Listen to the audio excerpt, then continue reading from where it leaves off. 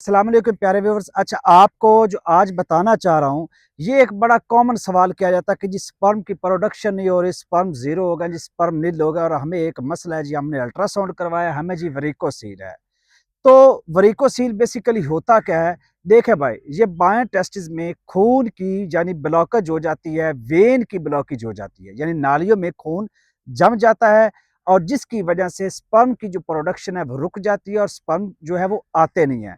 तो बेसिकली हम ये कह सकते हैं कि बाएँ टेस्टिस में बाएँ साइड पे खून की नालियों में जो ब्लॉकेज होती है, ये जनाब वेरिकोसील होती है, जिसकी वजह से स्पर्म की प्रोडक्शन नहीं हो पाती और ये एक बड़ी ही खतरनाक मर्ज़ है और इसका इलाज भी ज़रूरी अच्छा ये है कि ये काबिल इलाज मर्ज़ है, जिसको लोगों ने लाइलाज बना छोड़ा है कि भाई शायद इसका इलाज नहीं। तो ऐसा कोई सीन नहीं है, बिल्कुल काबिल इलाज है, हर जगह से आप इसका इलाज करवा सकते हैं।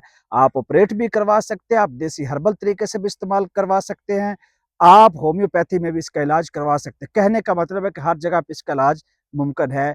जो भी करीबी डॉक्टर आपको मिलता है, आप उससे रजू कर सकते हैं। शुक्र।